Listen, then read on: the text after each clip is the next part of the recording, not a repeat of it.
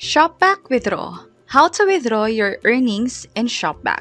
And if you're new to this channel and you want more helpful videos like this, please click the subscribe button.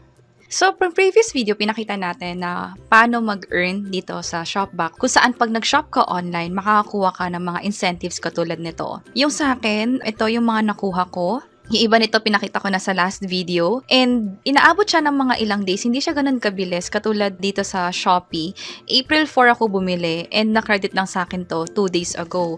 And hindi siya pare-pareho. It looks like depende rin siya sa merchant. Katulad dito sa Lazada, meron akong binili July 7 and nakuha ko rin siya a month ago. So that's within the July period. So ito yung mga nakuha ko. And meron ako ditong mga tracked and redeemable. Ibig sabihin, ito na yung mga pwede kong ma-withdraw dito sa Shopback. And nabala ko nang mag-withdraw. So, tap natin to. And sa withdrawal history ko, wala pa siyang nakalagay dito kasi hindi pa ako nag-withdraw. So, tap ko tong start withdrawal now. And sa pag-withdraw, ang makikita nyo is nasa 1,200 yung pwede ko lang i-withdraw. Kung mapapansin nyo, 1,500 talaga yung balance ko. Pero ang available to withdraw lang kasi is 1,200. Yung 370 dito is pending pa. Ang reason kung bakit pending to is possible depende rin sa merchant. Nire-review pa yung purchases natin. Or sa mga referral, nire-review pa rin yun. So hanggat pending siya, hindi pa siya ma-withdraw. Pero sa available na part, yun yung sure na pwede nating ma-withdraw. So balik tayo, mag-withdraw na tayo. Pwede kong gawin yung bank transfer or sa PayPal katulad nito. Pag nag-add ako ng e-wallet, pwede kong piliin yung GCash or yung PayPal. Sa bank transfer naman, pag pinili natin yan, pwede natin piliin itong mga bank na to. So, ang option natin is BDO, BPI, Metro Bank, China Bank, East West Bank, PNB, RCBC, Security Bank, and Union Bank. And also yung UCPB na rin. Ngayon, ang gagawin natin for this video is yung sa GCash muna. So, balik ako dito sa e-wallet and then add an e-wallet and then select payment method. Piliin ko yung GCash. And reminder lang din na makakapag-withdraw ka dito kung meron kang at least 200 pesos na available balance na pwede mong i-withdraw. And name as per bank account. So, dito mo ilalagay kung ano yung name na nag-appear sa GCash account mo or sa bank account mo. So, enter ko dito yung full name ko. And enter ko dito yung mobile number ko sa GCash. And tap ko tong add payment. And nagkaroon ako ng error dito na to verify this account, click the link sent to your email. So, ito yung na-receive kong email sa Shopback. Click ko tong verify details. And ayun na, so nakapag-confirm na tayo. So, i-refresh ko lang to account ko. And then, hintayin ko lang to mag-fully load. And then, mag-withdraw tayo. Ngayon, tap ko tong account ko. Ito yung isa pang option para makapag-withdraw. Pag nagpunta kayo sa account section, meron itong withdraw cashback. Pwede nyo rin i-check yung see cashback details. So, ito yung nakita natin kanina. And then, sa withdrawal history, pwede rin natin siyang i-withdraw from here. Pero, pwede rin naman dito. And verification needed for withdrawal. So, verify now. Tap ko tong verify email. And then, hintayin ko yung code na i-send sa email address ko. So, ito yung na-receive kong email from them. So, enter ko lang. And, na-verify na siya. And ngayon, mag-withdraw ulit tayo. And dito, nagkakaroon pa rin ako ng error. Bumalik ako sa email ko. May nakalagay dito na yung account natin is verified.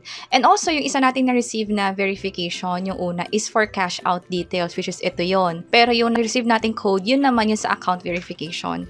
So, sa inyo, para hindi na kayo magkaroon ng ganitong issue next time na nag-verify kayo during withdrawal process, mas maganda na mag-verify na kayo pagka-sign up ninyo sa Shopback. So, ang gawin natin is i-remove ko to, delete muna natin, and then try ulit natin siya. So, GCash. And then, ulitin ko lang yung ginawa ko kanina. Add payment. And then, dito sa email, refresh natin to.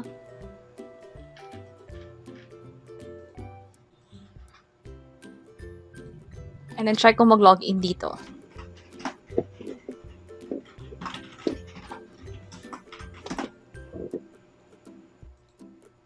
So, nagkakaroon tayo ng issue dito. Like, sa phone ko, hindi pa siya verified, pero sa computer ko, verified na siya.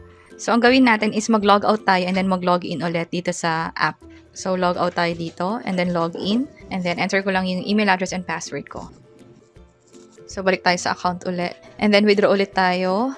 And ito na, verified. So, sa inyo, kung nakikita nyo hindi pa siya verified, mag-log out kayo and then log in ulit para makita nyo na verified na siya dito. Wala nang error. So, dito sa bandang baba, enter ko lang yung 200 pesos and then tap ko yung withdraw.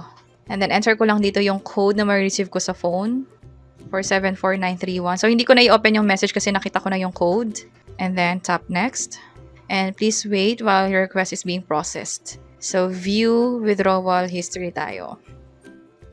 So, andito na siya. Processing na yung status niya. So, ginawa natin to ng August 8th. And dito sa information, your bank withdrawal request is being reviewed and will be processed within 3 to 5 working days. So, ngayon ay August 8th. And ang estimated date ng pag-transfer ng pera sa GCash account ko is until August 13.